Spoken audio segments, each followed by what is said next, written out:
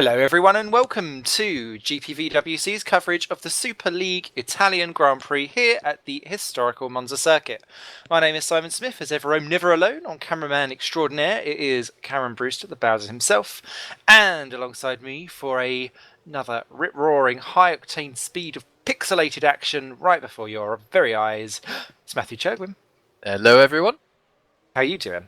I'm very well, thank you, and I'm looking forward to hopefully what will be a great ending to a great week of racing. We've seen all sorts of action from the various tiers of the career ladder so far this week, and we've just seen quite the qualifying session as well. So I'm looking forward to what will be hopefully a cracking Super League race tonight. Absolutely. 53 laps race distance, expecting this one to be quite quick so long as it remains dry, which has not been the case throughout some of the week so far, and rain does threaten some of this as well, so there is that bit in the background. In terms of the actual championship, there's been some changes since the last time we were on air.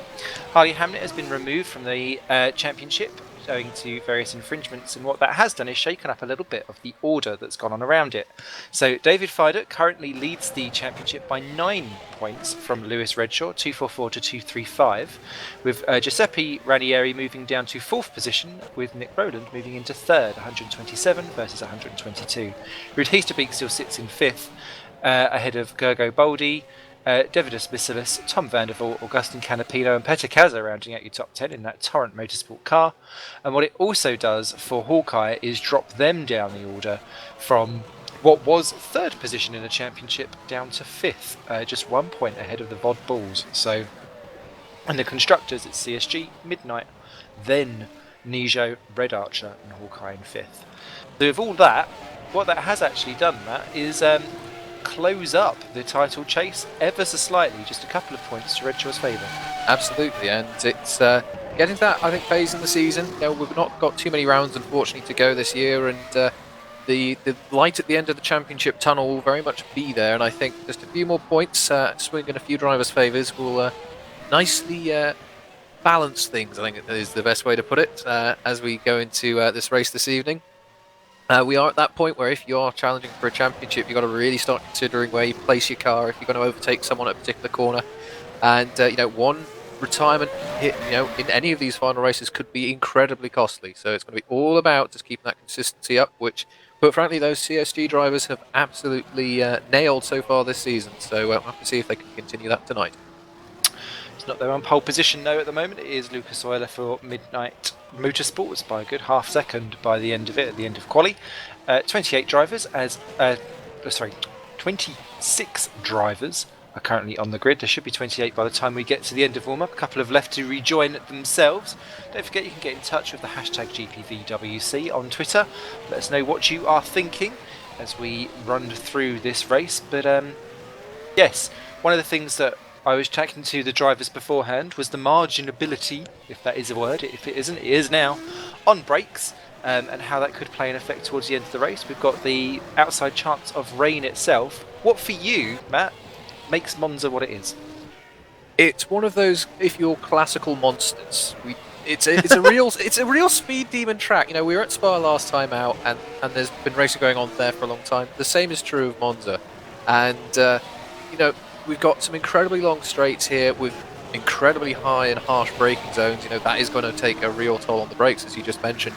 But also, because you've got these really long straights and quite a few slow corners, you've got to really make sure that your technique is spot on. You've got to get the most optimal exit you can. And, a lot of courses, it's very technical, and you've got to make sure that, you're getting your car in the right places and carrying as much speed as possible. But here, it's kind of almost classical. You just want to make sure you're going as quickly as possible at all times. And it's going to be an absolute roller coaster over the next hour and a bit.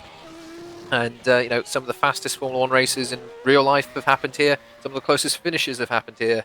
And we've seen some of that again, of course, as we've raced here at the GPVWC. So it's going to be fascinating. We've had races so far this year which have been compromises of setup. Do we go with high downforce to be good in this sector, or low downforce to be optimal somewhere else? But here it's very much a low downforce track. The surface is incredibly bumpy, although these cars take it incredibly well.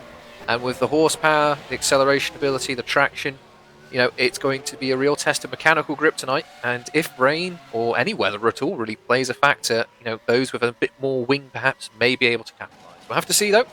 The weather is very much the joker in the pack as always, so we're just going to have to see how this one pans out. I also think having big, large and hairy testicles do help around those chicanes and under braking bankings and joys of Monza itself. So just coming towards the end of warm-up, Gogo Baldi the fastest on that one. He in a new teammate in Sven de Vries, who is sitting in for Hawkeye. Elsewhere, Florian Gaia makes his return to Nordzone in that car. Adam Rouse stays on in a Torrent Motorsports again for another race there.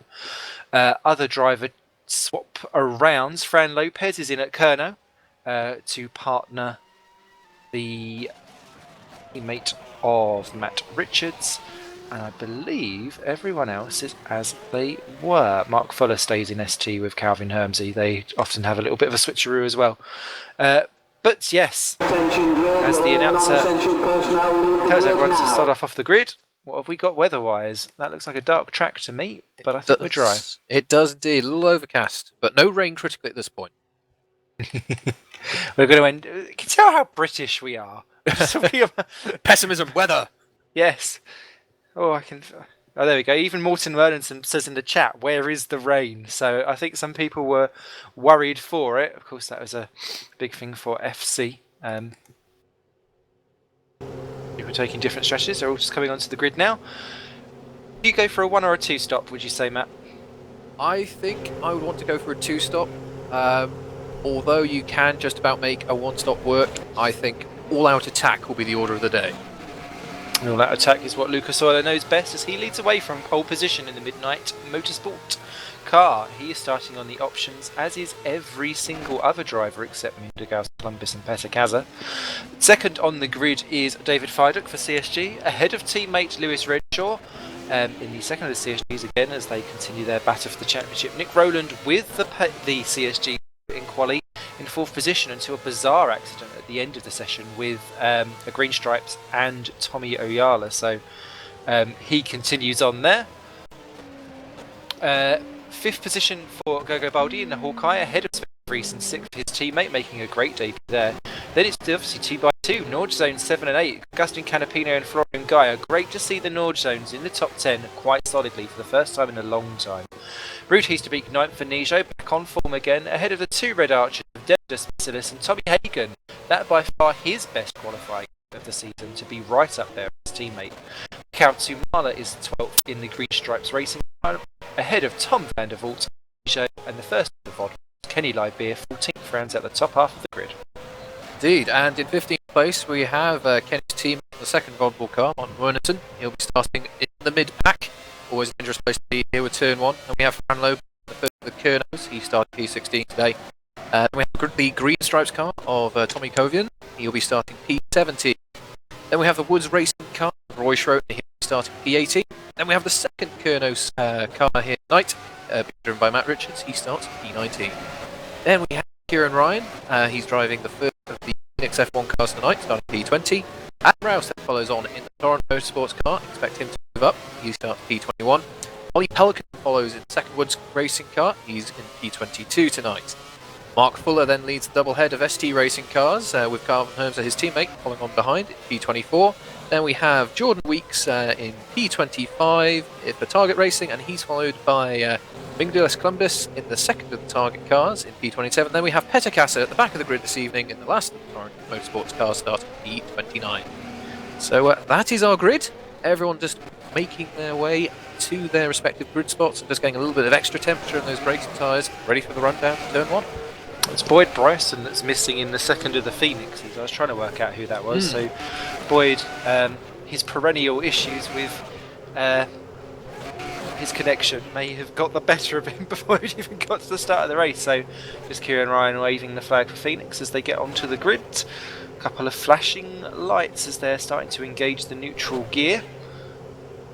See how we get on. The lights come on then. The historic track of Monza about to play host to a festival of speed. 53 laps of action commences now. Off and away they go. Great start by Euler, less great by Fiduk behind.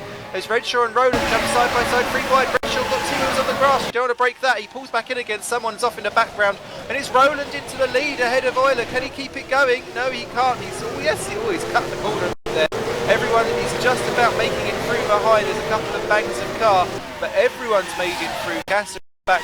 Roland leads the way. I'm not sure if he made it through that corner. My camera went a bit straight, but it's Roland from Euler. Redshaw then gets past Vidic. That's crucial for him. Then it's Canapino up to 5th in the North Zone as they filter through the second chicane, and Covenant and Ryan both cut that as they bounce over the curbs, and Mark Fuller in trouble at the back too. Yep, certainly quite a few cars got tangled together there down into turn 1. One of the Midnights certainly took the escape road. I don't know if that was Redshaw, It was Roland. or well, it's Roland, there we go, but I was on board with Canapino for that start, absolutely nailed it and made some really good progress, although Saint Vries, lovely move down into Ascari there, getting around the outside of him for P5, so Saint Vries clearly fired up on his move up. Now got the TSG of David fired up just ahead of him. Rude Heaster beat got around Gergo Boldy for 7th and 8th position, Vandervoort up to 9th as well, making a great start, as David takes Tumala for 9th, 10th and 11th positions behind, but as they cross the line to complete lap 1 of 53, it is Euler leading the way from Nick Rowland, and it looks to me as if they've got a big enough advantage that the slipstreaming action between them, Redshaw and Viduc could well be negated, and if they can break the slipstream then that is great for them as Gergo gets past Heasterbeek, and there's problems up front. Yes indeed, a little bit of corner and curb hopping action there from Euler, but I think you should be able to manage that. Just keeping an eye on Ollie Pelkonen, he's unfortunately gone down the order a bit. He had a slight off at Parabolica, ran into the gravel, but he's finding his way back up to 24th. But yeah, certainly, if you can break the toe, and we saw this in Formula Challenge, where Peter Burlak, he was fighting all the way through race 1. He broke the slipstream and just drove away to the win. So if the Simcraft Midnight boys can work together and break that toe early on, they will be sitting pretty and just focus on their race. But Redshaw is right with Roland now as we go into Ascari, and his teammate is not all that far behind either. And wow, Redshaw, really good traction and exit. He's right in the gearbox now of Roland. Roland making it nice and clear where he's putting his car up on the racing line, thank you very much. But Redshaw just about alongside, and a little bit later on the brakes. And they keep it clean and just about nicely done into Parabolica. Redshaw moves up the order to P2. Perfect stuff, especially starting a lap over a second behind Roland, and that all came to fruition for him. Roland there gets the attack fight. It's going to try and go for the double pull as they go 3 wide down into turn 1. This could only end potentially in a drama. Fighter's going for the inside. Redshaw's going to be pitted on the middle. Roland takes the escape road for the second time in 3 laps. That will maybe come up if he doesn't break enough. Will he keep that advantage? Because effectively he has overtaken Redshaw. That's going to be very difficult to prove if he stays ahead. There's controversial for you. Absolutely. Further back there's issues from 12th down to 16th. They were all clattering each other in Ascari. They all clattered each other down at turn 1. They've all come out of it together though with all front wings intact. But there's a real gaggle of cars in the midfield. But Roland not giving up second position, and I think controversy could well be on the cards because he's either going to have to let Redshaw back through, potentially, and not let Viduc through too, or is he just going to say, sorry Gov, I had to take that because it wasn't safe to stay on the racing line? Absolutely, and I think there will be an element of sensibility there as Redshaw, mighty late on the brakes going into Ascari, but somehow keeping it all together. You never know, Redshaw, Roland, he might actually just let off the gas for a second, let them go by, and then try and get them both down at the run into turn 1 on the next time round. But I think a little bit of sensible driving there from Roland. He saw that that gap was always going to squeeze, so let's just take our car out of the equation, make sure that we don't get any damage, and well, if we need to give the place back, we always can do. But certainly a little bit of controversy between the system teams here, as Redshaw's got a really good run, is already up the inside as we go by the pit exit. He's already pretty much passed. Is he going to be later on the brakes? They're about even, but Redshaw, job pretty much done if he can cover the second apex. Yes, he can. Big right foot down action, but Viduc's got a really good exit. Unfortunately, we've had our first retirement. Mark Fuller has had to park it for tonight. But Viduc, he nearly got by Roland there on from the exit from the first chicane. And later on the race into the second chicane, are they going to give each other space? It's a little clumsy, but they both just about get through. So this is going to be an interesting factor. Redshaw's already starting to gap ahead of Roland at this point.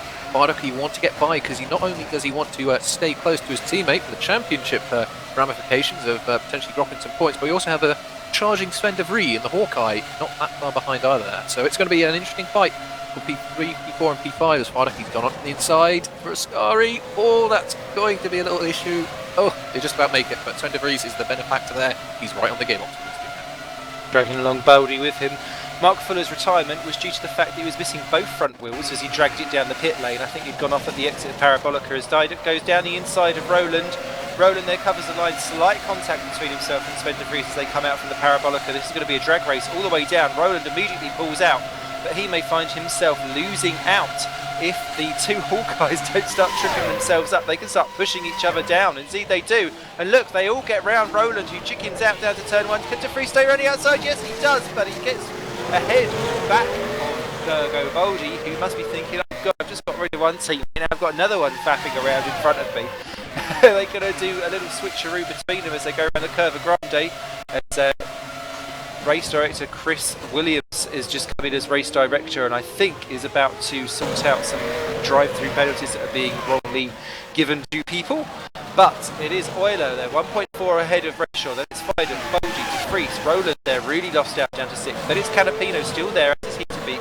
Missilis has got round Vandervoort for 9 and 10, and Sumala 11, Hagen 12, Gaia 13, great one for him. Liberia ahead of Lopez and Richards in the Kernos. Lopez just going wide on Lesmo 1. Vernonson, Schroten, Ryan, Rouse, Weeks. Hermsey doing the best race I've seen him do all year so far in 22nd. Ahead of Casa, Columbus, Polkadin and Kovanen, who's been offered into the pits this lap. Yep, it was a lovely move there from Missilis. Nicely on the brakes, a little little move to just get Vandervoort to cover the right side of the track, and alongside he went into, or past he went into turn 1 as Euler sets the fastest lap of the race so far.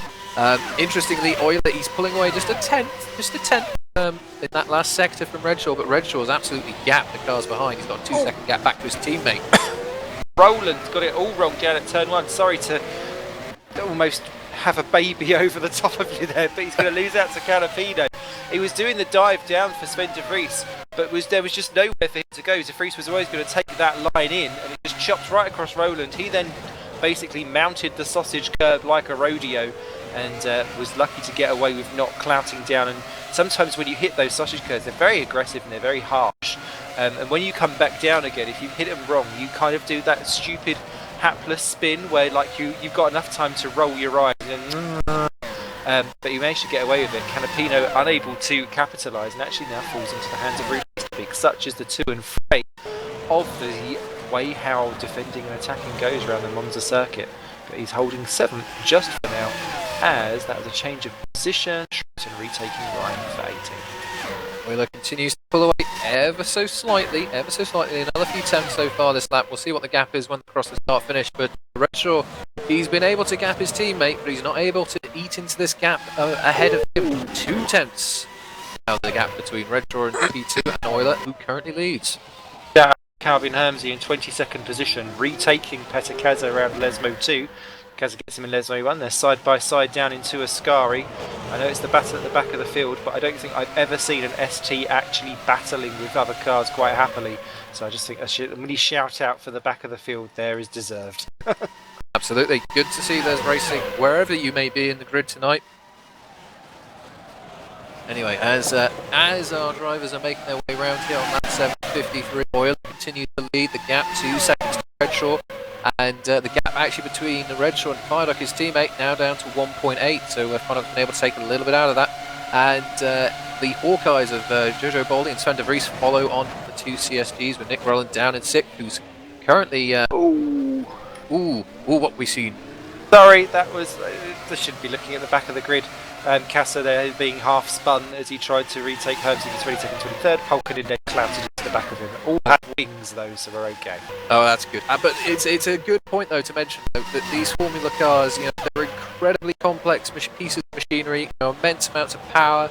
But when you get into the slow speed stuff, which Monza does have a few, very slow chicanes for these Formula standards, they become the most cumbersome and most almost unsatisfying cars to drive because they just don't turn, they don't really stop, they become absolutely horrible. As Fiden just proving his point in 3rd there, completely bodges up the first chicane, stays in 3rd place, but you're right actually, and I found it, I know the Formula Challenge cars are nowhere near as nimble, but my goodness me, I've never had a problem ever just turning into a Ascari until this year with these cars, and I was just like, come on, get your heifer in. and it really takes some wrestling because you are geared up for the lowest wings, the lowest amount of drag possible, and when you've then got that compromised by these tight chicanes, similar to the old style of Hockenheim, you just have to kind of drag it kicking and screaming for every turn possible. Absolutely, and actually mentioning the old school Hockenheim is a really good example of how actually there used to be quite a few of these style of tracks. Which, sorry, Polkanen spins 24th position, then crashes into Hermsey, and Weeks and Kassa both go through, so I think that may end some of that at the back of the field. Sorry. That's a pity, but they had a good run while it lasted. But no, as I was saying, there are a lot of these style of tracks. Unfortunately, we don't really get to see them anymore, which I think really makes Monza, one of those special occasions which you have to savour when we do get here. And well, it's not been so straightforward as we have seen in some races so far. The gap's not really expanding out that rapidly. It's just a tenth here and there, and those tenths are being gained by just making sure you get the absolutely best possible exits you get, or can get, so you can get the most speed on these straights. Well, Gergo Boldi is reeling in David Fiduk. Fiduk's not quite got turn one right for 2 laps in a row. Don't know if that's just him trying to get himself into the rhythm on those option tyres, or they hit a certain wall, but Boldi is slowly closing in. Similarly, Augustin Canapino has done a great job in 7th from a great getaway. Has got Ruud Heesterbeek reeling him in, and Nick Rowland keeps running wide on Lesmo 1, and that's not helping his cause because he's not pulling away from Canapino and Heesterbeek. It's not going to be too long before they start smelling the slipstream and going, right, I'll have a go for that. And behind, similarly, Missilis is not dropping Vanderbilt, although he's not really having a go. So we've got several 2x2s, and we found that in quali actually, people were kind of 2x2s in the times from that. So you can drag your car along to the battle behind if you're capable of not focusing on the battle you're in and working together. I just wonder how many people have got that mentality to be thinking that way, as opposed to scrapping for exactly what's ahead of you. Exactly. Well, it's also part of the mentality of the championship winning drivers that they can realise that the opportunity is there if they perhaps don't fight, which might seem a little irrational, but it's one of those marks. If you can realise that opportunity and seize upon it, that's how you're going to get yourself more big point scores across the year. And it's good to see that some of the drivers are realising that now. Just to split away for a second, Farduk in P3 is really under attack now. Ooh, big oversteer moment on power application. Baldy's all over the back of him. He's going to put his nose up the inside for the Lesmo 1. Not really a way through there, but he's going to certainly compromise Farduk. And the problem now will be for Fidok is, it looks like just the balance of the car is not quite right. Understeer going in, oversteer coming out.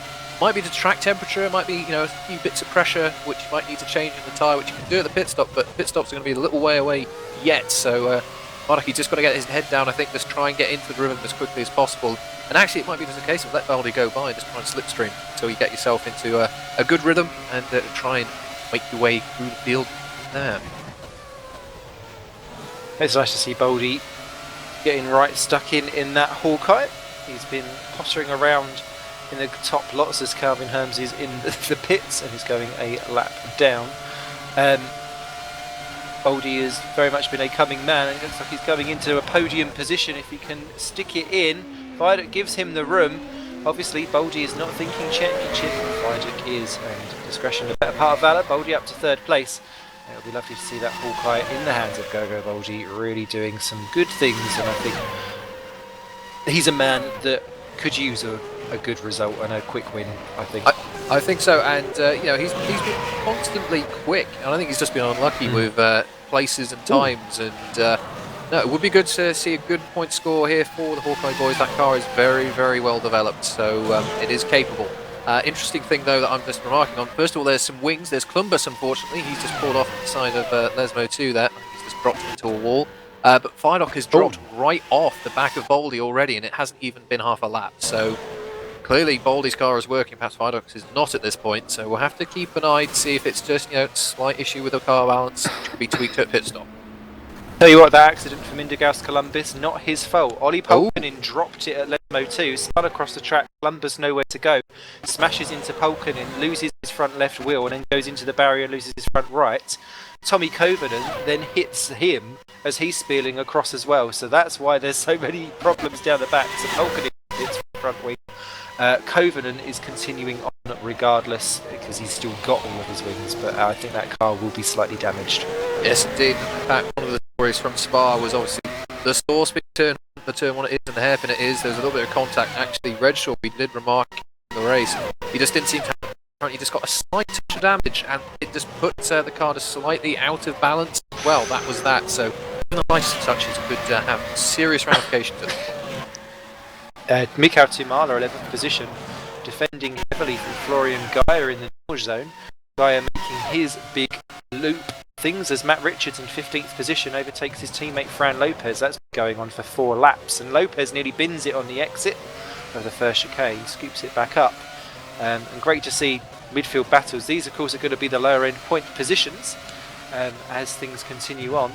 But Tumala there, once again, leading the Green Stripes team around. Guy doing a great job. And Tommy Hagen, great to see him solidly in the points, this being probably his strongest run so far this season in terms of where his teammate is in relation to his own performance. So good to see people progressing as the season goes on. Absolutely, absolutely. As Oilers just set the fastest lap of the race. He's clearly progressing, isn't He's he? clearly progressing indeed, quite nicely through the race so far. Say the Midnight car is one of the most developed, if not the most developed cars, so it doesn't surprise me that it is going so quickly as far as having perhaps arguably one of the best engines and one of the most well-defined and well-produced aerodynamic packages, very little drag and a lot of wing if you actually need it. So Euler, he's making most of his tools. Is down in 11th position. Florian Gaia gets past Mikhail Tumala. Tommy Hagen keeps a watching brief. And that was a nice clean move, very difficult to do down at turn 1. I know it's a great overtaking spot. You still need 2 to tango and make sure that someone doesn't do a dodgy move. But I think Gaia, Tommy Hagen there getting chopped. I don't think Tumala was expecting Hagen to be saying, I'll have the pair of you. They all make it through the chicane just about the 26 seconds off of the leaders, which is just over a pit stop away. Very short pit lane around here, so the time loss isn't too bad. As Jordan Weeks is off at Parabolica in 21st position, clads the wall. Still got all the wings, but I think he's going straight for the pits. He was on a prime tyre, so trying something different in that target, and I don't think it's worked. Yeah, which is unfortunate. Sometimes, if you are in the midfield or the lower end of the field, trying that little bit of an alternative strategy really can pay dividends. And again, actually, we saw this in Formula Challenge. We had Burke again. He started a wet race on dry tyres, and it just so happened that as the rain went away, the track dried really quickly, and he powered his way to the front. But a pity that it hasn't worked out this time around. But on tracks such as this, where you don't have that many, corners which require really good grip, you might be able to get a little bit extra performance out of that prime. But not this time round, unfortunately, there for the ST car. The battle for 11th continues to rage as Tumala has another look at Gaia. Couldn't do anything of it. Hagen's there right behind. Fran Lopez has retaken Matt Richards twice in a lap, but he's managed to keep it ahead as Petter Kaza has got around Tommy Kovanen whilst they were being lapped by Fidek and Redshaw. So interesting stuff there. David Fidek losing out in the whole lapped traffic. He'd caught right into the back of Bolgi at the start of this lap, but the lap traffic hasn't quite fallen where he needs it to be. And I would say that the lap traffic actually does play quite a significant part round Monza, because you can use it strategically to block moves and to get slipstream and to try and get those extra kph to pull away from your competitors. But then if you catch them coming down into a braking zone for a chicane, because you're so committed to these corners, you end up doing the is he not, and you have that little feather on the throttle, and it's those kind of temps that can then drop you away. So we might not have tons of lap traffic here, but I think everyone matters. Absolutely. That car ahead just poking or punching that nice hole in the air for you. You want to take every advantage you can, but as you off. Oh dear. Oh, that's a real pity for Falcon. He was doing well there, but oh well, he'll be back, I'm sure, for the next round. But no, it's always that little decision time moment when you get into, particularly, these huge, heavy braking zones that we have here at Monza. Where is he going? What's he doing? And just that little moment of hesitation can be more dangerous, actually, than catching a slower car ahead of you. But, so true. Yep, so far everyone's been able to deal with lap traffic, which is good, and hope that continues the rest of the race, as Columbus retires as well. Yep, he was already gone in that target car as Roland pops the lap on Casa, but Fidek back on the back of Gergo Boldi when he's in clear air and he's able to get into the slipstream, he launches himself back onto the end though. Sven de Vries critically 3 seconds back and therefore not being affected by any of the breaks in the air that these two cars are performing as they come out of the magical Parabolica corner. They're much more braver than I am. They go right the way to the edge of the track. His Vitek has a look at Boldy, and he's got absolute supreme straight line speed. The Hawkeye is obviously benefiting from their engine too, but Vitek dives across, covers the line beautifully. Good enough exit. Boldy's got better traction. This could run round the Curva Grande. Sometimes you kind of hit the car ahead a bit too early, and then you wonder, well, do I go wide? Do I then back off slightly? Boldy then tries to go down the outside to have the inside for the second part. Vitek gets none of that. I tell you what, if he had a nose stuck in there, it would be red because he had his jaw well and truly shut. Vitek stays third. He runs off at Lesmo, but keeps the podium position for the time being. Boldy, I think, not done yet. Nope, absolutely not. The other things, Lucas Euler, he's evidently got into his rhythm. He's just set consecutive fastest laps of the race. Oh! Sorry, Kerno's 15th, 16th position. Matt Richards tries to take Lopez, spins in front of him and then gets clonked by Morten Vernonson. So all a bit clumsy-slumsy down at turn 1. Oh. Never good. Well, at least he didn't hit his teammate to a degree, I guess. It might have impeded him a bit, but... Took out the other guy. Oh dear, but Euler, evidently the roller coaster effect has begun where the car just starts to get quicker and quicker and quicker as the tyres start to get into optimum working temperatures and things, and the fuel starts to burn off, so he's enjoying himself. And at the moment, well, he's got 2/10 on the best lap of the next driver, so clearly enjoying these early stages of the race so far as we're on lap 17 of 53.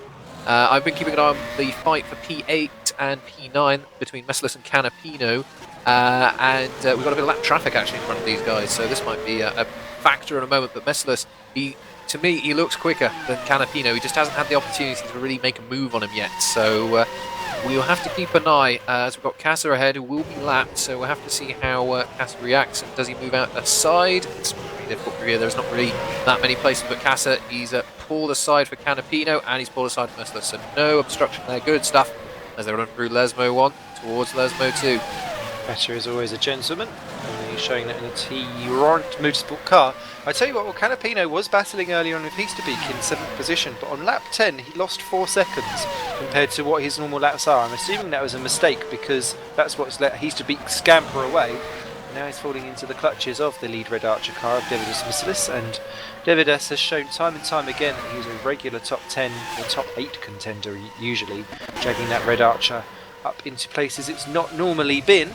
And Sven de Vries is our first man into the pits from what was 3rd position as Vitek and Boldy go toe-to-toe into turn 1 for 3rd and 4th. Bit of wheel bashing, side pod loving, but Vitek stays ahead just for now. De Vries stays on the option. He's just leaving the pit lane now. It seemed like a pretty slick stop. We'll have to see where it drops him in terms of air, and actually he's timed this really nicely. He'll probably come out just ahead of Libia, but he'll have a lovely empty bit of track to essentially just fall into and just start setting really quick times. Could potentially get a little bit of an undercut here, so we'll have to see if anyone else responds ahead, but this could be some very good strategic thinking. As Boldy takes 3rd out of Lesmo 2, that was a 2 Lesmo corner, or a 2 Lesmo overtake corner there for Boldy. Went in side by side through 1, done through 2. I don't think Videk's done yet. Obviously, both Hawkeyes very much in the frame. Sven de Vries out of the pits in 11th position.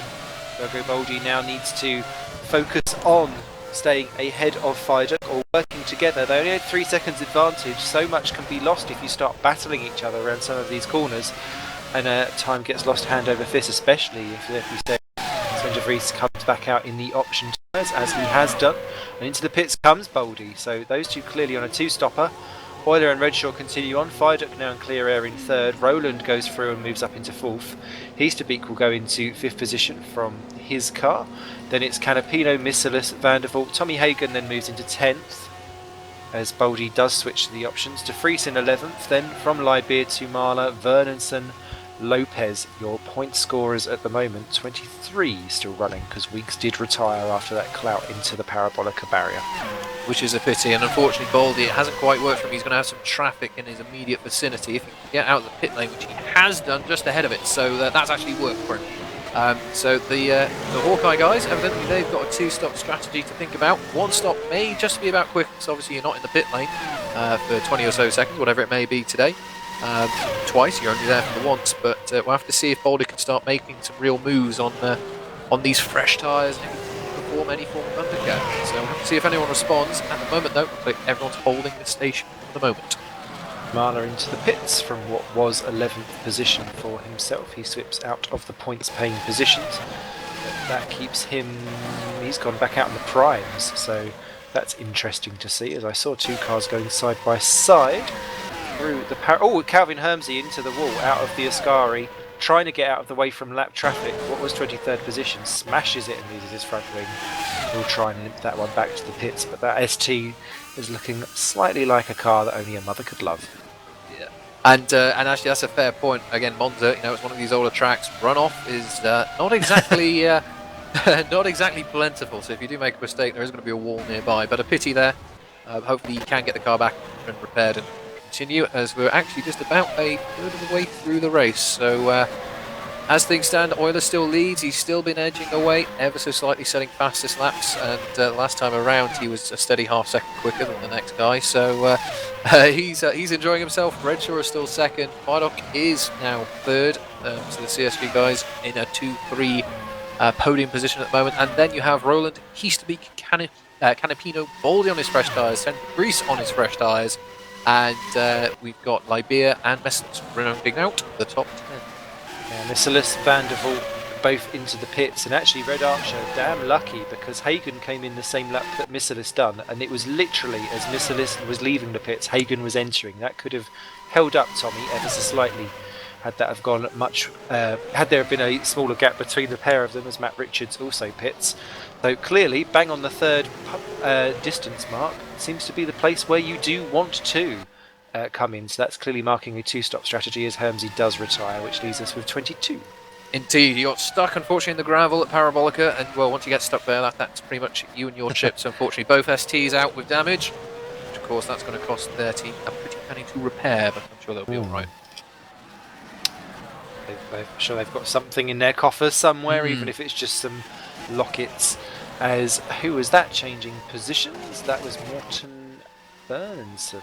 No, it wasn't. Yeah, it was Morten Bernson getting around Fran Lopez for 12th and 13th positions. As Euler, Redshaw and Fireduck continue on their way. The sky's looking bluer. It is actually. The weather seems to be improving, which I'm sure our drivers will be loving. Nice and predictable conditions. They can just carry on with their strategies. English check. Yeah, indeed. Just keeping an eye on our 2 early pitters, those being Baldy and Sven de Vries. They are moving ever so slightly quicker than those around, but not enough to really, I'd say, threaten anyone at this point. They're going a few tenths quicker, but not much. I don't think enough to really affect or cause anyone to have to think about pitting into cover.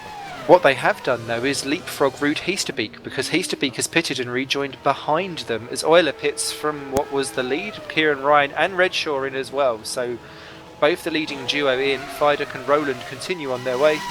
Euler rejoins in a lovely 3rd position. He's got some lapped traffic to deal with, but no battles to be had, and that will be very nice for Lucas.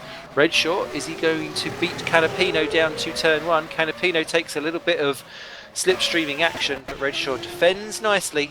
But that Canapino in that Norge zone is probably someone that he doesn't want to have breathing all over his tail right now. Exactly. You really don't want to have to worry about defending on cold tyres. You just want to focus about getting your tyres up to temperature, get a move on and start to think about your race and trying to reclaim some time. But Euler, he's timed that one well. He's got a nice bit of gap to run into. His teammate is ahead of him 6 seconds up the road, so we'll have to see if Roland pits this time round. But everyone's staying on the option compound, so clearly they'll be pitting again for that prime later in the race. They will. Kenny Liberia now the top driver to have pitted and switched. They switched to prime tyres, did Kenny Liberia, and he's rejoined in 13th place, just behind his teammate and Tommy Hagen. So that's interesting. Battle for 15th and 14th as they cross the line. Roy Schroten, we've not spoke about him all race, but he's just being overtaken by Florian Geyer, and I believe Schroten is yet to pit and he's on the option tyre. So Viaduct pits, and he's just put in a pretty decent lap, or a pretty handy lap as well, so he might be able to gain a little time on Redshaw. We will have to see though. Redshaw is just coming out parabolic and across the start finish. Fardock has left the pit box, and well, Redshaw's long gone. Actually, there you go. These cars all easily hitting 200 miles an hour. Yeah, one of the fastest track. Well, it is the fastest track we visit.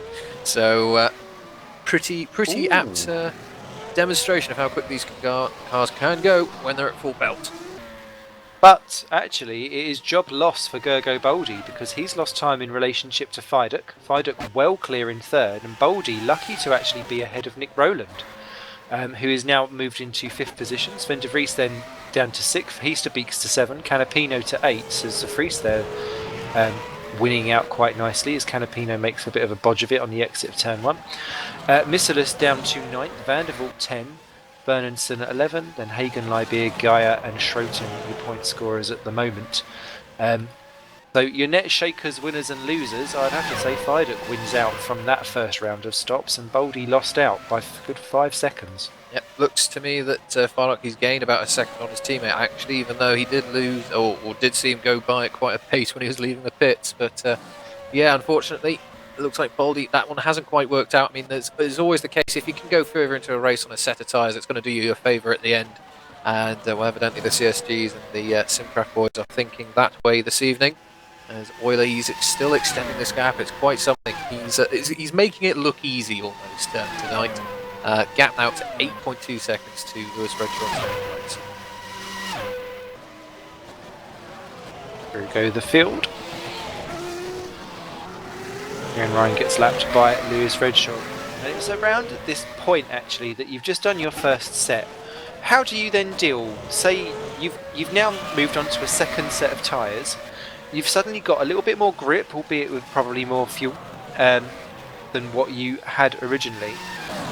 What do you go through as a driver when you're thinking and you're evaluating this set of tyres versus the last one? Do you kind of think of what you've done last time and go, I'll play it the same again? Do you say, right, this time I'm going to go a little bit harder? Do you play it by ear?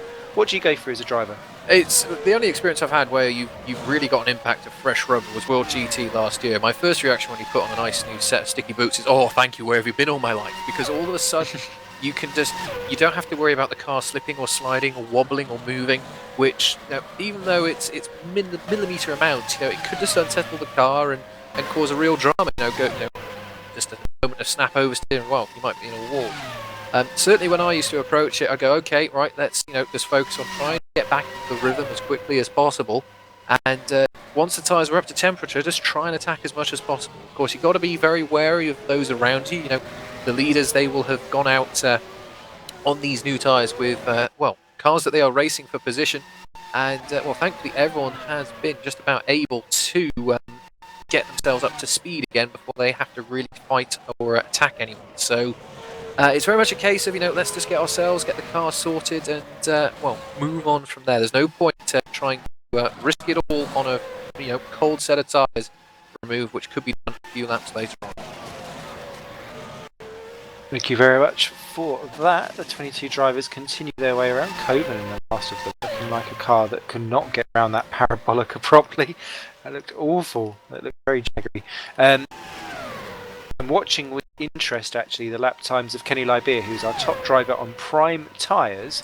And I have to say actually, on the prime tyres, he's looking quite competitive compared to what he was on the options. So the difference between them, not as massive as what I thought they would be. Clearly there's not tons of corners, but yeah, nice and close. So I wonder if actually it is down to the movement of fuel as to I've lost my train of thread, but the fuel versus the lap time speed that you lose lap on lap.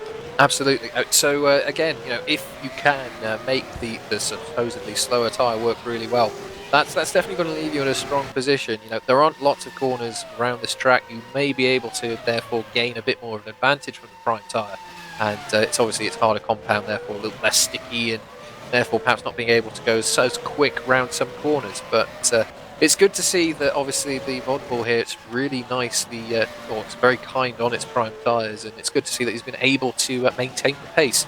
So I think other teams up and down the grid, they'll be looking at this and perhaps, if they've accounted for that in their setup, try and make both sets of, or both compounds of tyre work to their very best, they'll be seeing this and being pretty heartened. Likewise, if you've not, you've just focused on the option, well, you might be a little bit panicked. But yeah, Libeer, he's doing a good job. He's well inside the points at 13, and his next target up the road is just 4 seconds away, which is Tommy Hagen, who's having a good race in the Red Archer car. And we'll have to see over the coming laps if he's able to really make any real inroads on that gap. And it looks like it's actually stayed the same through the first sector. So second sector will be a bit more telling, a few more corners, a little more technical than the rest of the circuit, arguably. So we'll have to see as they come across the timing line in just a few moments. They're quite interesting to see in the Torrent Motorsport battle. They're doing a complete swap of tyre battles as well, but Adam Rouse ahead of Petr Kasa. It doesn't often happen. I know Kasa started at the back of the field, but it's good to see Adam Rouse still giving it some welly in a car that is very much underdeveloped. The racing order then, as we come to the half distance mark, we're on lap 27 of 53 here at the Monza circuit, the Italian Grand Prix for GPVWC's Super Challenged? Super Challenge! Super Auguri! That's what I wanted to be. There's someone's in the pits, it's Morten Bernardsen in the Vodbull from what was 11th. He'll drop down out of the points with that one. It is Lucas Euler leading the way in the Super League Italian Grand Prix ahead of Lewis Renshaw by 9 seconds. David Fiduk in third, 4 seconds back. In the CSG, he'll lose out some points in the championship run if they stay as they are. Gogo Baldi fourth for Hawkeye, salvaging some pride for himself. And the team, Roland in fifth for Midnight Motorsports, ahead of Sven de Vries, making a great debut in the Hawkeye. Seventh, Ruud Heesterbeek for Nijo, ahead of Canapino, eighth for Nordzone. Great to see them in there. Missilus 9, another solid run for the Red Archer, ahead of Tom Vandervoort in a second Nijo in 10. And both Nijos running in the top 10 again. Nice to see. Hagen in 11th then for the Red Archer, good run for him. Libeer 12 in the first of the Vodbulls, ahead of Gaia. Points on debut, will that happen for him? He's on the options 13th. Tumala 14th, just been lapped in the green stripes, not quite able to push that car to the limit of where we've seen it on some of the tighter and twistier circuits. That's probably down to the engine more than anything else. With Morten Bernardsen still warming his tyres up down the straights there, and such is the need for him into prime tyres in 15th. Then the Kernos are just out behind him, with Lopez ahead of Richards. Great little interscrap there. Kieran Ryan 18th in the Sol Phoenix there. Again, Phoenix not featuring in this race, and they're running the risk of really bottoming out in the second half of this season after some real strong performances earlier on. Bahrain being the notable one there. Schroten down in 19th in the Sol Remaining Woods. Boy, could they do with some good points and wins.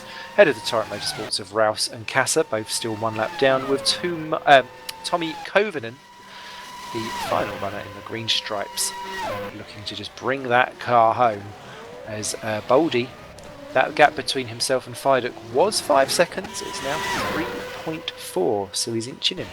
Ever so slightly. It's interesting actually, I was just looking at the track map we've got here of where all the cars are, and actually vaguely everyone's kind of starting to spread out ever so slightly in this sort of second phase of the race. But we did see in this fuel the first stint, I mean Lucas in particular was a really good example of it. As the laps went on, as the fuel burnt off, as the tyres started to get more and more to optimal pressure and temperature, the speed just starts to increase. And evidently Baldi's got these tyres working now. He did pit in a few laps earlier, and perhaps this is just that undercut effect, almost just happening a little more offset a little later. So he is gaining ever so slightly. The gap is just about 2 and a bit seconds. So Baldi's clearly coming alive all of a sudden on these new tyres here on lap 29 of 53. In fact, as he entered the scurry there, he got a good look at the back of Fiduk's car.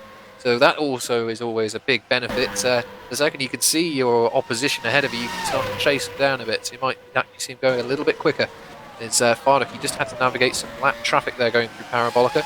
And so as they come across the start-finish line here to complete lap 29, start lap 30, the gap was about 2.5 seconds, and it's about 2.3 now. So yeah, Baldi, he's on the march, as he's now getting by Petr Kasa, just coming out of the pits there for his pit stop. And yeah, he's definitely not giving up the fight for that last podium position. That one will run and run. as it often does around the high-speed bowling alleys of Monza Straights, as you come spearing your high-speed machine down to each of the chicanes. Would be nice to have had the old parabolica and the old banking. I'd love to drive that. It was interesting. So I was just doing a bit of research, as I do for the commentary and the racing every weekend as we go. That's very dedicated. Well, I like to do it because obviously you get a bit of a picture of these racetracks and where they've come from. And actually, I didn't realise there was 8 iterations of this racetrack. Of course, we've got this lovely old banking and an old oval. They used to be racing a combination of that and vaguely the race course as we have it today. And it was a good 10 kilometres in length. So it's a good mix of both there. And it had the odd situation where your start-finish would also be alongside one of the longest straights going up onto the banking. So yeah, very much a speed demon course this. And in fact, actually, they were resurfacing the banking on the actual Monza course in real life fairly recently. So you never know, they might have a look at racing on it one more time. But no, a real jewel here in the lovely Italian countryside up in the north of Italy to savour when we come here every year. Closest battle we've got currently out on track is the battle for 19th and 20th. Roy Schroten is being gobbled up by Adam Rouse, who's on his mousy mouse attack in the Torrent Motorsport car. They're just being lapped by Tom Vandervoort, who's sitting in 10th position currently at the moment. And as Schroten gets out of the way, very difficult sometimes to be genteel as you move over to be lapped, especially around some of these fast circuits, because if you leave it all a bit too open-ended when you go in under braking, it allows another car to steam down the inside. It's quite a good... There is an art to being lapped efficiently. There is indeed, yes. And some people don't quite get it, and some people do. Unfortunately, yeah. I mean, it can be the case. I mean, you as a lapped car, you know, you're always thinking, okay, I've got some fast traffic coming up behind me. As I'm just actually watching Bowley over the last few laps, and he's actually lost a bit of time to backmark as he's doing himself past Wernerson in the oddball as he comes across the start-finish line to complete lap 31. No, it's one of those things, you know, if you are a backmarker, you're very conscious almost of the car being around you, and that concern almost can take your mind off the ball, and all of a sudden you put your car in an awkward spot. You could be causing more dramas than you ever meant to.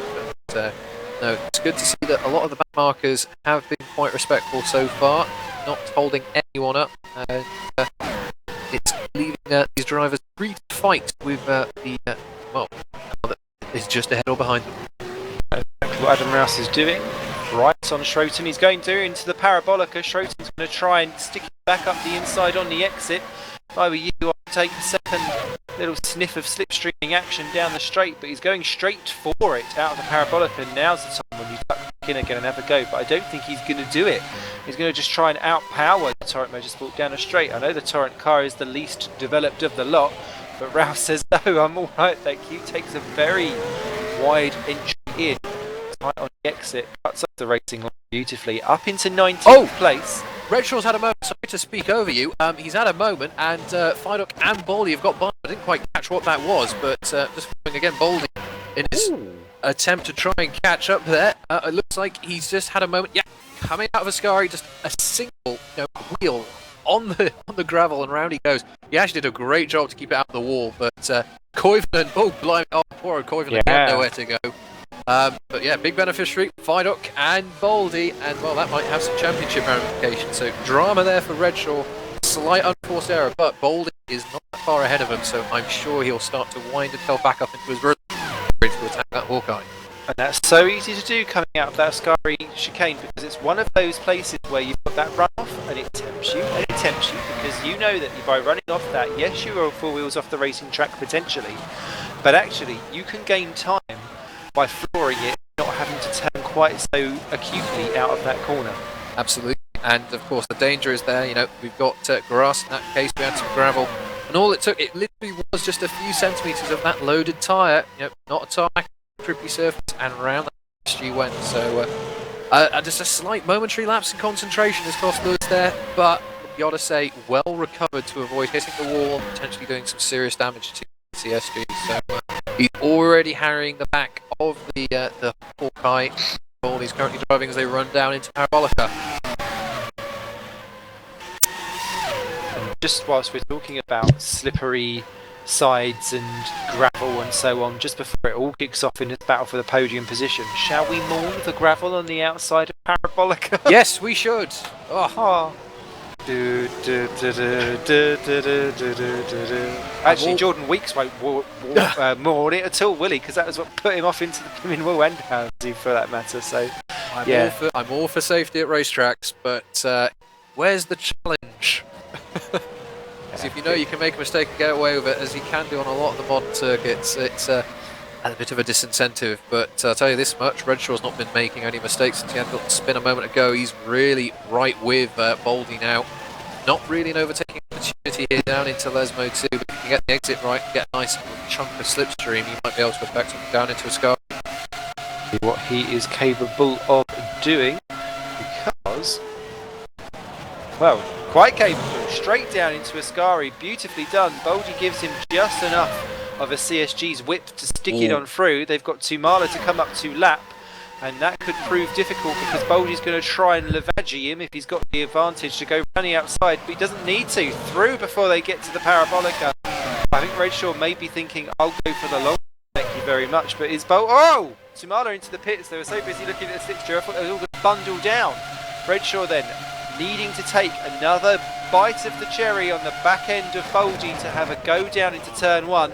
Beautifully done. Later on the brakes, just slips it through and gets it into third position. Boldy though has a much better off. Yeah, flooring it, wasn't he? He's a bit heavy on the old loud pedal, and that's not helped him through the Curva Grande. He's twitching as he goes round. He's not quite sure which way to go. Boldy's just sitting there thinking, I think you might end up clouting me off if you're not careful. Redshaw clearly agitated in that CSG, and these swervy actions are not helping, and that could either be a tyre and a punt for Redshaw or a front wing off for Boldy. Yeah, absolutely. We know well and true the ramifications of having a front wing touching a rear tyre in the recent past, so hopefully that won't occur, but good. I don't think he quite knew where to put his car going through Curva Grande there. Just about, I'd say, kept it on a single line, but pushing it, making two moves. But Boldy, I think, actually going to Ascari last time round, he was very clever. I think he knew that that move was going to happen, so he just focused on getting his car sorted, so he could get a great exit challenge down into Parabolica. And well, as we now approach Parabolica, Boldy's he's getting really good exits out of Ascari there, and he was making definitely a move there on Redshaw, but by the looks of it, a little bit too much speed into Parabolica that time round. Redshaw's been able to pull away ever so slightly.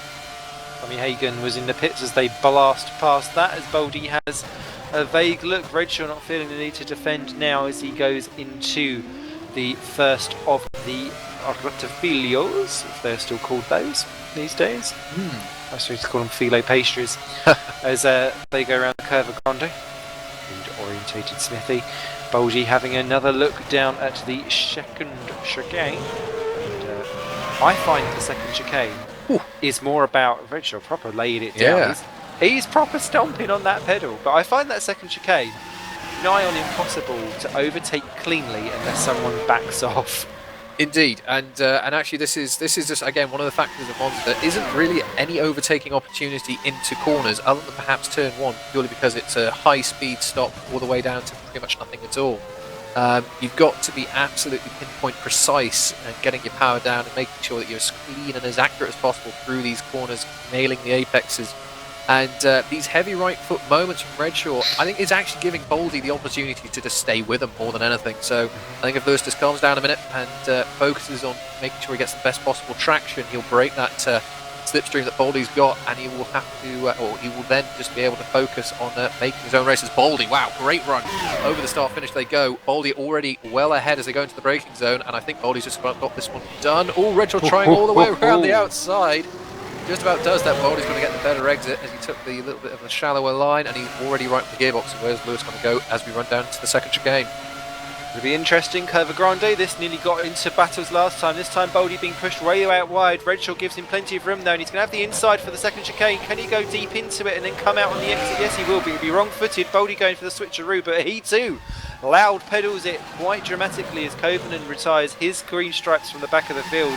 But Boldy there, just a little stamp too much. Redshaw locks up on entry for Lesmo 2. That could cause problems down at Ascari, but Boldy almost equally as scruffy on exit.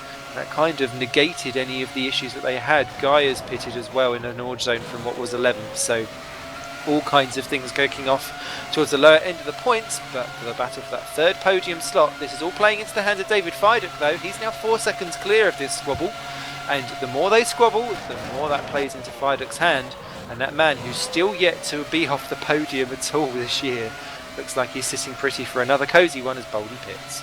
He does indeed, so evidently those tyres have had enough. He pitted a little bit earlier, and now he's going in for another set of boots. I expect he'll probably have to go onto the primes at this point. Yes, he does indeed, so he's evidently going to hope to get all the way to the end on this set of tyres. But yeah, Redshaw, I think, evidently, obviously, you're of course going to be occupied by someone trying to overtake you, but he's lost time to Fiduk, and, you know, we're looking at the championship end of a season now. It might have been actually more effective just to let him by and follow him. Interesting. Well, with Boldy there, when he was coming down to the pit lane, he was proper on the limit. The car nearly swapped ends as he was braking for the actual line himself, so he was clearly on full attack. Let's see, he was first really last time round, wasn't he? Out of this group. I wonder if he's going to try and do the old undercut as opposed to uppercut and get that podium position back another way. Indeed. Cameraman extraordinaire tonight, Mr. Cameron Brewster, he just made a very valid point. Well, if Boldy was that close in harrying the back of Redshaw, will Redshaw have to respond now by getting his prime tyre on himself? We'll have to see. In Boldy, he did go early, and he was able to leapfrog he used to be, but he did almost lose out to Roland in all of that. So, I have to see Redshaw now coming round the Parabolica, and he's not heading for the pit lane at all this time round. He's going, right, let's get the hammer down and try and chase down my teammate. The gap, 3.8 seconds between himself and Fiduk, so that could be made up just about before pit stops. Oh, Redshaw, that's his fastest lap of the race. The first time he's broken to the 1:19, so 1:19.980, so clearly he knows it's hammer time, and I'm sure he's got flares at the ready to go nuts for it. Yep, absolutely. Interestingly, Lucas Euler, he's not really been pushing those fastest laps. I think he might have been told just to, you know, keep the car on the road, thank you very much. You've got a nice tasty gap as it is. Now up to 15 seconds between himself and Fiduk now in P2.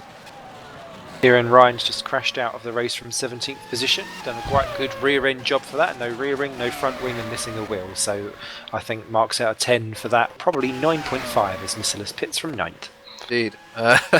Yeah, if you want to break one of these cars, you want to try and hit as many bits as possible, I guess. He's hit a good few there, so that's a pity for Kieran. He was having a good run at that point, but oh well, that is Monza for you. It will punish you if you go wrong. Oh, Redshaw! Just speaking of an odd moment, again, not again. The exit of Ascari.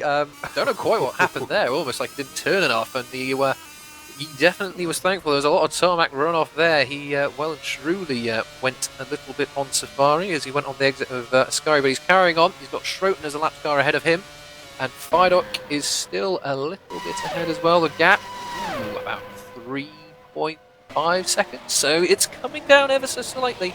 And that last time round, Redshaw was 2/10 quicker. Yeah, he was the best of anyone going around that time. So, yep, Redshaw's got I think the hurry up, the kick up the backside if you want that second place, or heck, even if you want the win. We don't know what's going to happen in this final phase of the race. You better get a move on. So Schroet moves out the way as the back marker.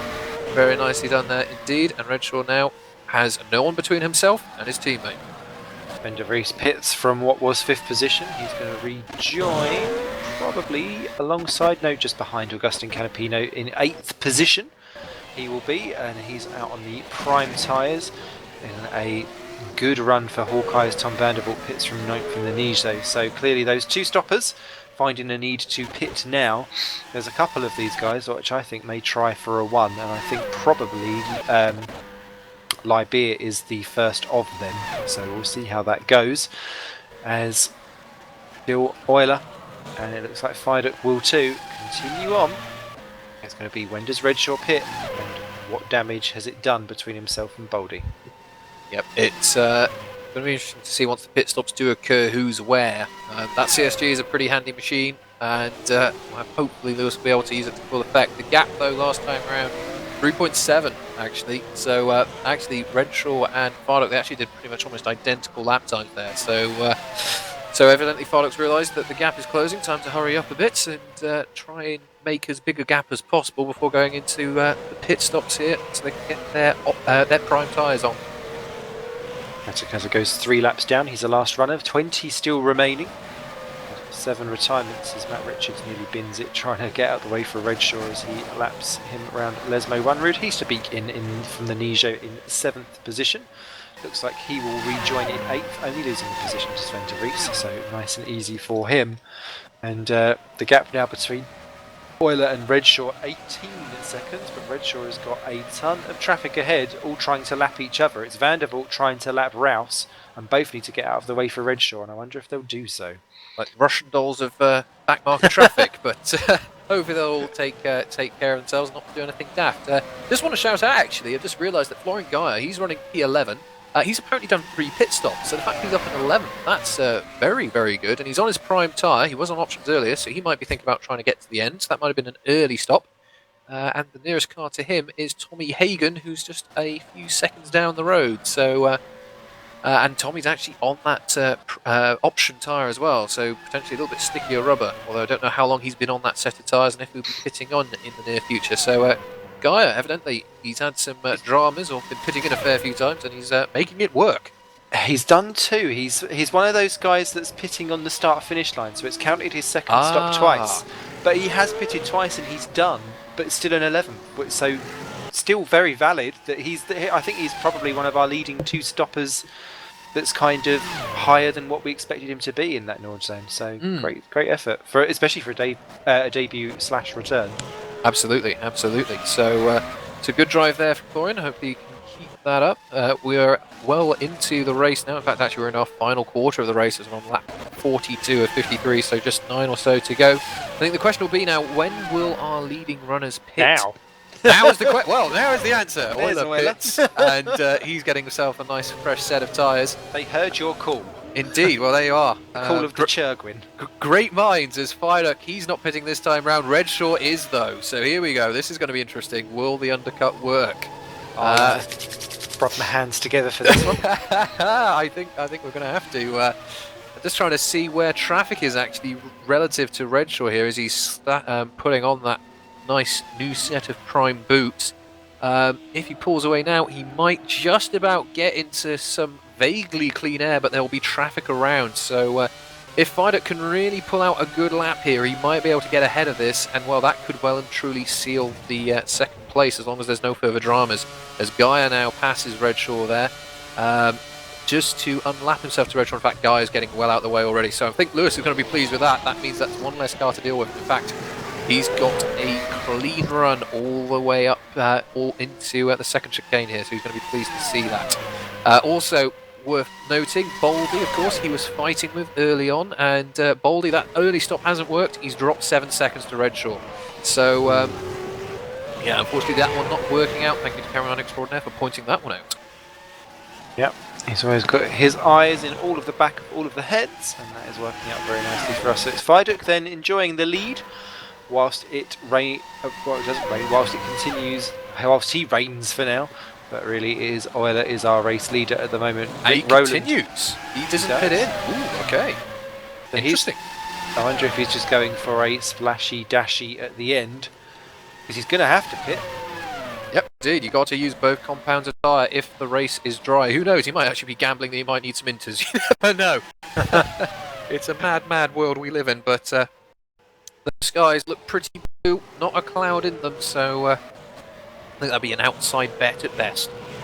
Well, Rouse has only just pitted from what was 18th, swapped behind Schroten, drops to 19th as he rejoins. TMO's the last 2 drivers on the track at the moment. Such a shame for the great team not having its greatest hour at the moment. Other battles that are still going on out there. Canapino is only 3 seconds ahead of De Vries. Canapino is on the options, De Vries is on the primes. Canapino does need to pit, but there is always shenanigans potentially at play there. There's also Tommy Hagen's none too far ahead of Kenny Libeer, and Libeer we think is one stopping, so he's got his teammate Morten Bernardson on fresh tyres closing him down, so that will be an interesting little concertina towards the end. And here comes Fiduk into the pits. Indeed, time to get some fresh tyres is now. I think it's a pretty foregone conclusion that he's not going to lead the race once he leaves here. The question will be, where will he still be ahead of his teammate? Now, the gap as they were crossing the line was 25 seconds between himself and his teammate, so this might be quite close. Goodness me, that was a very quick stop. Just tyres and probably just a little bit of splash of fuel. So where is Redshaw? Oh, he's a long way behind. He's probably gained actually the length of the pit straight on him there, so that's worked nicely for Viaduct. We are as you were. We'll have to see what the actual time difference is. Now the stops have happened. It was 4 seconds before. We'll see what it is now once they get to the second sector. It feels bigger to me after Viaduct's little splash in the gash, but it does seem to be that he will keep that second quite solid. It's showing to me 4.8 seconds. So Indeed. who knows? Who knows? Roland, though, quite comfy in 4 and ahead of Boldy, so that is a change. It is indeed. Not by far. Boldy's up to speed on those tyres, so Boldy would do well to at least attach himself to the slipstream of Nick Rowland, who's managed to quietly beaver himself away. He was a bit scaredy cat in the early laps where he kept chopping off turn 1, and then when he got bundled out in that all crazy 3 abreast down into turn 1, but he's slowly picked those positions back up again and put himself back into 4th, which is kind of where he was throughout the practice and the qualifying session. So net result exactly where he expected. It's just taking him a lot of passion and effort to get back there, and it's not over yet. Absolutely, and it can actually be one of those weirdly satisfying races where even though you might not be racing wheel to wheel with anyone, almost the kind of quali lap after quali lap after quali lap, you just get into that zone, into that rhythm, almost tunnel vision. And then you don't realise it, 'cause you're not really racing anyone, due to strategy or whatever else, but you start making some serious time and some serious positions. So that's a change of position. As unfortunately, Rowley's got the first chicane a little bit wrong, and Boldy's now right up his gearbox. But no, Rowland, a good drive so far. See how he handles a very, very on the march Boldy. He's up the inside into Curva Grande. Car's bottoming out over the bumps of this old circuit. Who's going to be on the brakes? Oh, that's going to work. Oh, and Boldy's got. Oh, and Rowland. Oh dear, that was clumsy, gentlemen. Oh, that was a roly-poly in the wrong direction, and Rowland actually is the man that benefits from that, as he says, "I'll have thank you very much."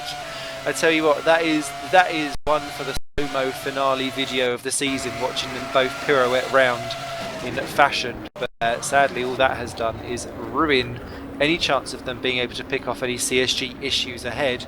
And if anything, actually Sven de Vries is still a fair bit back, but that has not played into the hands of Boldy, who's now got it all together. Absolutely, and yeah, as Cameron Extraordinaire is chipping in, Boldy think that he had the corner and he could turn in, and well, it's going to be one of those. I think it will be debated after the race, but just unfortunate, 2 into 1 doesn't go, and as you were saying earlier, yeah, exactly as you were saying earlier, the only way you can really affect the pass there is on exit if the car ahead has a moment, but kind of conveniently, it's not really affected the order that much. There is a gap to the car behind, but I'm sure Roland won't be too pleased with that one.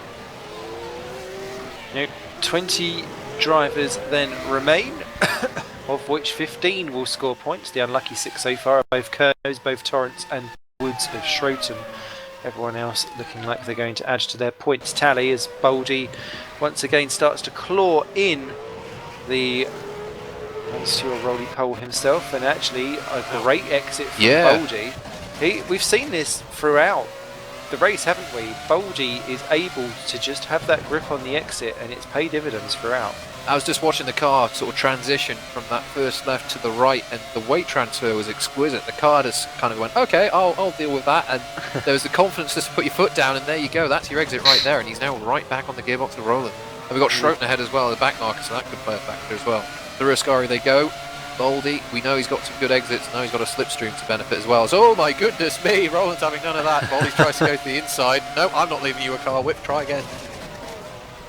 This is awkward down into the old parabolica hairpin rather, and Schroeton gets well out of the way. Boldy tries to get a little bit of a slipstream pushback, and actually now I think Schroeton, I don't think will let through. Oh no, he will let through Boldy. He was looking like he wanted to have all of that slipstream. He's in his own battle for 18th and 19th.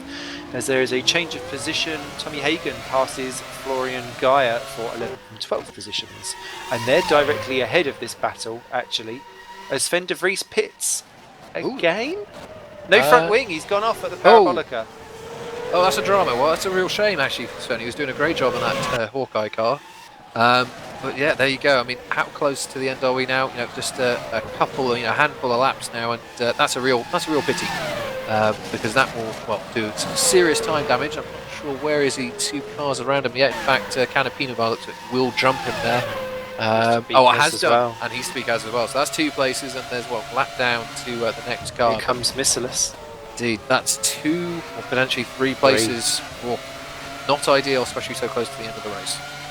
He'll get out just ahead of Vandy Vu, but Roland looks like he's going to provide the entertainment for Boldy as he has another go for 3rd place down into the Parabolica. That time again, very aggressive on the entry. You can see the remains of the front wing of that car, and Gaia, they're very slow out of the Parabolica just ahead of them. But Roland, they're slid through the midsection of that Parabolica. It's not provided him greatness down the straight.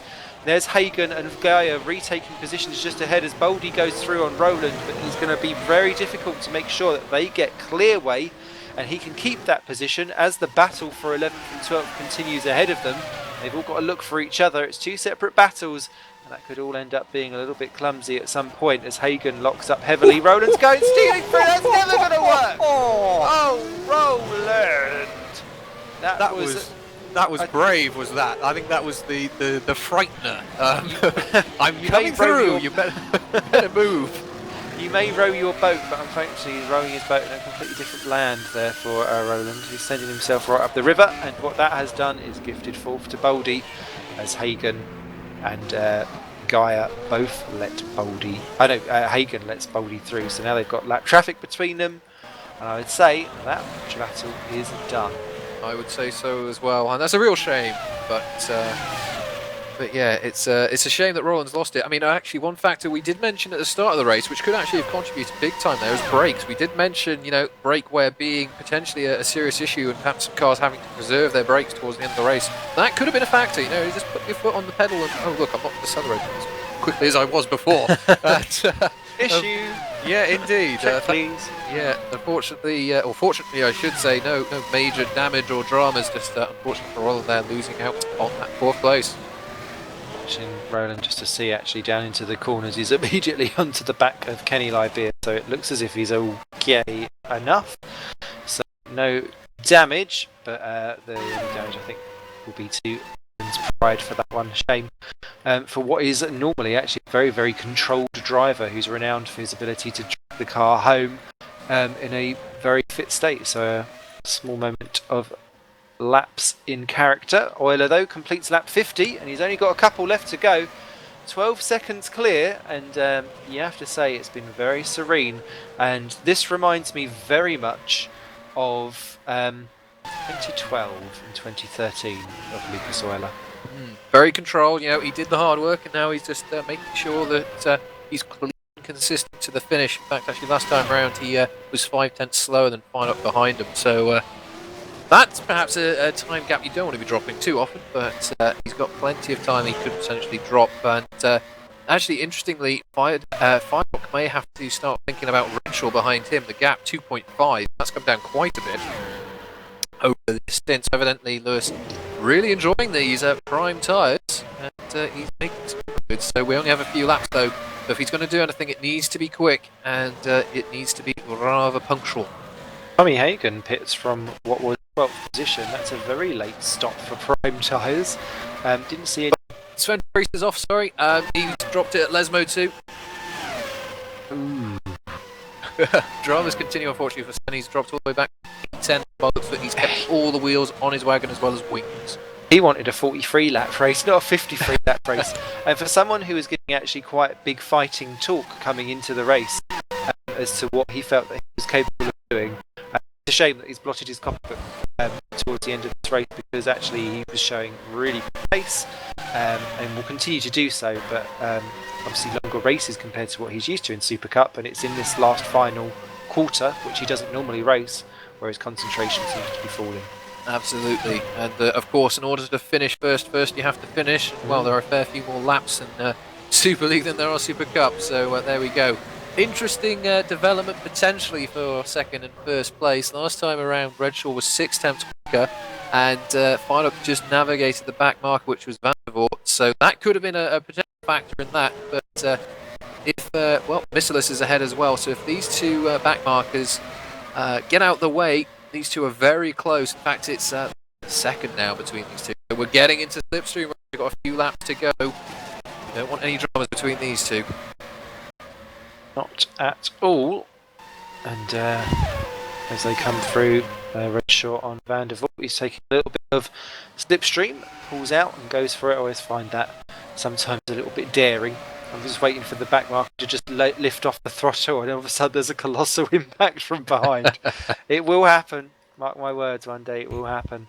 As Euler begins his final lap now. 12 seconds clear, and it's been a masterful display from him. As we're rolling through the last couple of laps, what would you say to sum up this Monza Grand Prix? Supreme from Euler, and I think Redshaw's going to be ruining that mistake going through Ascari, because if he hadn't done that, everything had stayed as it was. As in fact, Redshaw's just set the fastest lap of the race. Yeah, if Redshaw hadn't dropped that, he would be in second right now. Definitely. 1.1 clear. I wonder if Fyduk is particularly nursing anything. Fyduk actually, well, Redshaw's just done a 1:19.4, which is his fastest lap of the race by some way. And fastest than anyone else as well. I think Slipstream helps him a lot there, but still, it's all part of it. Will do. Fyduk is not shabby on time. He's just been doing exactly what he's done all along, and I think Redshaw may have left it a little too late. Maybe if he was able to pull out some of those lap times earlier on in the race as well, he wouldn't be in at that third position. Hindsight, though, is a bitch. There is no other way of putting it, is there? Not at all. So as Lucas Euler then comes into the Parabolica, a lot of people were waiting his return. A lot of people cheer on the man of steel, and there's plenty of body work in that pile at the Parabolica. Lucas Euler is not part of it. He wins then. Lucas Euler wins the Monza Grand Prix of Italy here for Super League GPVWC 2014 for Midnight Motorsport. Beautifully done. David Fyduk does get second position by quite a way, actually, 1.7 seconds from Lewis Redshaw then in third place. Gergo Boldi is coming round now to take fourth place for Hawkeye, a well-deserved run for him, ahead of Nick Rowland, who I think will be ruining that issue towards the end of the race. Ruud Heasterbeek sixth place for the Nijo. We're delighted with that. He's 2 seconds clear of Augustin Canapino, who's following him home quite rapidly, actually. And we'll just make sure that they do stay in those positions, because Canapino is on it. Then, amazingly, everyone else is lapped. We were talking about Van der Voort being back markers. He's in ninth, just behind Davidus Missilis in the Red Archer, so a real field spread here today. Missilis then 8th, Van der Voort 9th for Nijo. Florian Geyer gets 10th for the Nordzone team. 2 Nordzones in the top 10. It's been a while for them. Sven de Vries 11th for the Hawkeye, gets points on debut, but will be ruining those late race issues. Kenny Libera on a one-stop gets 12th, so he does beat home his teammate. Well done there to Kenny, really bucking the trend on the strategy front, and both oddballs in the points again. Mikael Tsumala grabs 2 points for 14th position, and Tommy Hagen with that last-minute pit stop. I wonder if there was an issue in the end there, because he ends up with just a single point in 15th, which belays the speed that he showed today, really, for the first time this season. Out of the points then, but still finishing both Kernos, not too far apart actually. Well, actually they were 27 seconds. Fran Lopez beating home Matt Richards, but I think they'll be delighted for a double finish there despite being at the points. Roy Schroten brings the Woods car home in 18th for a needed finish for them. And the Torrent Motorsports there, the last 2 cars home. Adam Rouse being beaten by the Woods in the end, down to 19th, and 3 laps down. Petakaza did not feature after a good battle earlier on. The retirements then, a crash out for Kieran Ryan on lap 37. Tommy Kovanen gave up, I think, on lap 31 after problems. Calvin Hermsey crashed out lap 17. Jordan Weeks crashed lap 15. Ollie Polkanen crashed lap 13. Columbus was out on lap 10, with Mark Fuller crashing out on lap 3. Some of them in quite spectacular fashion. Absolutely, we saw plenty of wheels and bodywork and all sorts flying, but I tell you this much, we have 3 drivers with us now who've driven almost all perfect races there to finish on the podium. So welcome to our race winner Lucas Euler, second place man David Fylok, and of course third place man Lewis Redshaw. So congratulations to all of you for finishing what was a very fast and frantic Monza Grand Prix there. Lucas, dominant, just as you were in Spa, just eking out time every single lap in that first stint. Talk us through your race. Well, qualifying obviously was quite good. I didn't reach my PB, but this was enough. Shame I got a bit holed up on my last lap, but I hope I didn't touch Matt Richards. I didn't. If so, I apologize. Start was good. Obviously, Nick had a huge start and but braked a little bit too late into turn one, so he had to give the place back. From then on, in the first few laps, like in the first 3 or 4 laps, I really struggled to get into a rhythm. I made a couple of mistakes, which I'm not happy about, because the guys behind me were battling and I should have gapped bigger. But then I slowly started to get into the rhythm. Probably Lewis pushing me helped. I just was a bit worried about my brakes. Like, they started to heat up in turn 1 and the second chicane. So at halfway through the race, when I had the gap, I started to managing them and started to lift and coast a bit into these 2 corners, with looking to keep the gap, which I successfully did. Well, good stuff. We did wonder about brakes being a factor. Obviously, you don't want any issues with them all of a sudden failing and spitting you off into a wall. But David Vardock, congratulations again. The run of podium still continue. A well and hard fought second place there. Talk us through your race. Yeah, I thought Budapest was the most I could sweat in a race, but I beat that record today. Quali was pretty solid. I managed to get slipstream off someone to help me get P2. So I don't think I could have beat Lewis without that, but still wasn't too bad.